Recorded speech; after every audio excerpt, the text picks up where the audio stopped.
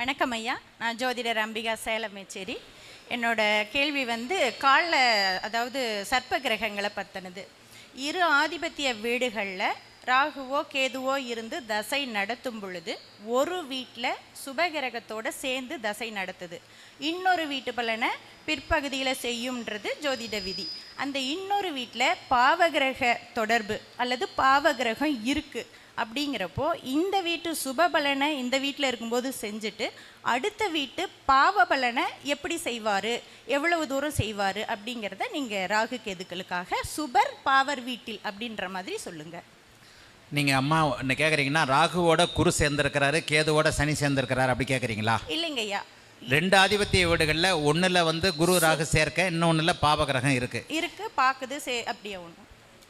இதையும் நான் வகுப்புகளில் நிறைய எடுத்துருக்கிறேம்மா. சுபத்து சகோதரி கேட்குன்ற கேள்வி, இரு ஆதிபத்திய வீடுகளில் ஒரு வீட்டில் ராகு குரு சேர்க்கை இருக்குது, இன்னொரு வீட்டில் பாவர்கள் இருக்கிறாங்க. இப்படி வச்சுக்கலாமா? ரிஷப லக்னம் ரிஷபம் துலாம் அப்படின்னு வச்சுக்கலாம். துலாத்தில் ராகு குரு இருக்கிறாரு, ரிஷபத்தில் செவ்வாசனி இருந்தால் என்ன பலன் நடக்குன்னு கேட்குறீங்க. அந்த இருக்கிற பாவக பலன் கெடும், அவ்வளோதான்.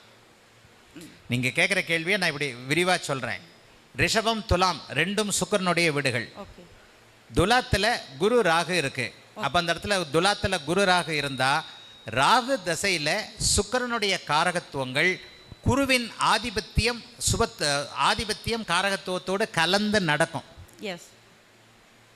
பொதுவாக இன்னொன்னையும் சொல்லிடுறேன், எந்த வீட்டிலையும் எந்த கிரகத்துடைய வீட்டிலையும் செவ்வாய் சனி ராகு 3 இருக்கக்கூடாது. அந்த கிரகத்தினுடைய காரகத்துவங்கள் உங்களுக்கு கிடைக்காது. நீங்கள் கேட்ட கேள்விக்குரிய கிளை கேள்வி. ஜோசியமே மகாபாரதம் மாதிரி தான். ஒரு கதை போய்கிட்டே இருக்கும்போது அதுக்குள்ளே ஓம் ஜனமே ஜெய மகாராஜா கேளுமையா அப்படின்ட்டு இன்னொரு கதை ஆரம்பிக்கும். அதே மாதிரி இப்போ நீங்கள் கேட்ட கேள்விக்கு இன்னொன்றுக்குள்ளே வந்துடலாம். மேஷத்தில் விருச்சிகத்தில் குரு ராகு இருக்குன்னு வச்சுக்குவோம். மேஷத்தில் செவ்வாய் சனி இருந்தால் அங்கே மேஷத்தில் ஆட்சியாக தான் இருக்கிறாரு. செவ்வாயுடைய 3 வீடுகளும் கிட்டத்தட்ட பாதிக்கப்பட்டதாக அர்த்தம். எந்த ஒரு கிரகத்தினுடைய இரு ஆதிபத்தியம் உள்ள கிரகத்தினுடைய வீடுகளில் செவ்வாய் சனி ராகு 3மே இருந்தால் இந்த மாதிரி இருக்கும். அப்படி இருந்தால் அந்த கிரகத்தினுடைய காரகத்துவங்கள் உங்களுக்கு முழுமையாக கிடைக்காது. இந்த வீட்டில் தொல்லைகள் இருக்கும், கடனால் பயங்கர தொல்லைகள் இருக்கும். இதுலேயும் ஒரு 6ஆம் இடத்து நுணுக்கத்தை சொல்லியிருக்கிறேன். 6ஆம் இடத்துல தனித்த ஒரு பார்வை சேர்க்கை தொடர்புகள் இல்லாத போது மட்டும் கடனற்ற நிலைமை இருக்கும். அல்லது கடன் கொடுத்தவன் செத்து போவேன், அல்லது கடன் கொடுத்தவன் கேட்கறதுக்கு பயந்துக்கிட்டு கம்னு இருப்பான்.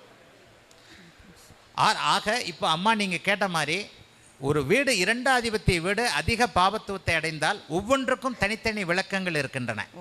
இந்த அமைப்பின் அடிப்படையில் சுபர் வீடுன்னு எடுத்துக்கிட்டால் அது இதே நேரம் இந்த சுக்கிரன் நீச்சம் இல்லாமல் உச்சமாக இருந்தால் வேற பலன் நடக்கும். புரிஞ்சிருச்சா? நன்றி. புரியலன்னா